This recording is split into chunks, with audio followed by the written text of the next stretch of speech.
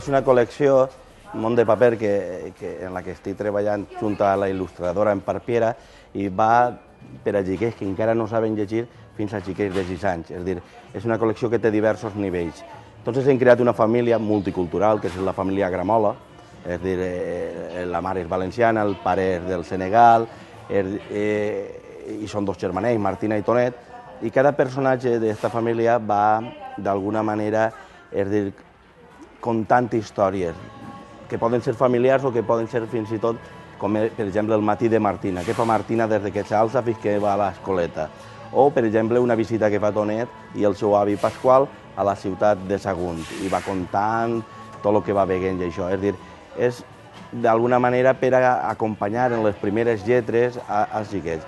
Ho fem en vers, és a dir, quan més baixes el nivell, ho fem en aparellaments, si ja pugem el nivell ho fem en quartetes, és a dir, anem jugant sempre en això, i sobretot el fem en vers rimat i mètric, perquè als xiquets es queda molt com una cançoneta. És a dir, és per acompanyar els nous lectors, que són molt importants en el futur.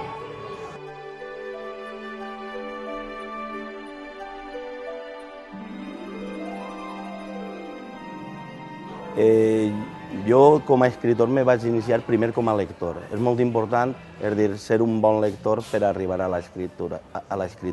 Jo vaig començar com a lector molt jovenet, vaig començar en un tipus de literatura que era la literatura de quiosc, és a dir, en uns llibres que tenia mon pare del Coyote, però després me vaig anar posant, vaig entrar en els russos, en la tradició russa, en la tradició espanyola, i vaig continuar llegint, però n'hi hagué un moment que hi ha aquesta frontera que hi ha entre el lector i l'autor la vaig voler traspassar, vaig començar primer fent poemes, encara que el primer que publicaria seria una novel·la, després he anat també fent contes i darrerament estic fent molt d'article d'allò de columna, la columna en els periòdics, no? Faig 2 columnes setmanals.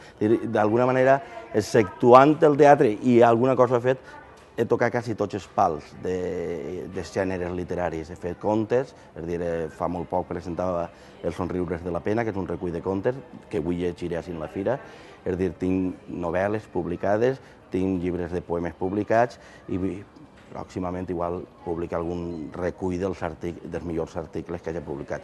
És a dir, que en aquest sentit, a mi el que m'agrada és el fet d'escriure. Una cosa que te dona el pas del temps, a banda de pèls blancs en la barba i en el cap, és l'ofici, el que aprens l'ofici, el que abans, el que te costava molt, com m'has reescrit molt, perquè això és un altre ofici. Està el d'escriptor i el de reescriptor. A mi m'agrada molt ser reescriptor, reescriure'm a mi mateixa, no?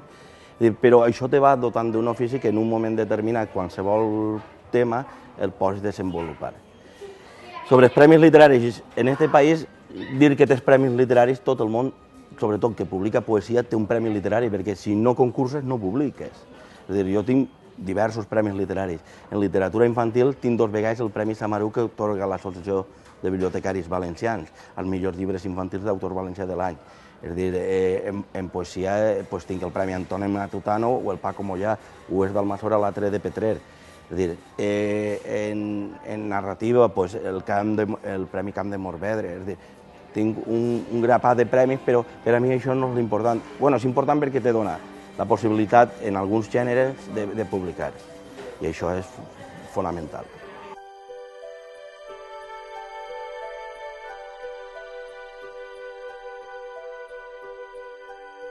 Segons en quin gènere, perquè jo soc un lector d'aquells que ho llis tot, és a dir, però per exemple en poesia podríem estar parlant de Vicent Andrés Tellers, de Miquel Martí i Pol o d'alguns títols de la generació valenciana dels 70, per exemple Joan Navarro, Salvador Jaffer, és a dir, són autors que a mi m'han interessat molt, i de la generació més pròxima a la meva, per exemple, Ramon Guillem. És a dir, qualsevol títol d'aquests autors m'han influenciat d'una manera o altra, o per almenys m'han fet gaudir del gust per la poesia.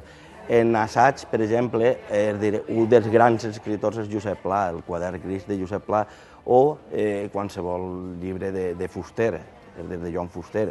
De novel·les podríem estar parlant d'algunes de Joan Francesc Mira, de Josep Lozano, i d'autors d'ara que són coetanis meus, fins i tot de la mateixa generació, que m'interessen molt, com és Vicent Tussó, com és Francesc Gispert, Silvestre Vilaplana, Joan Garí, Pasqual Mas, són autors que a mi m'interessen i els segueix.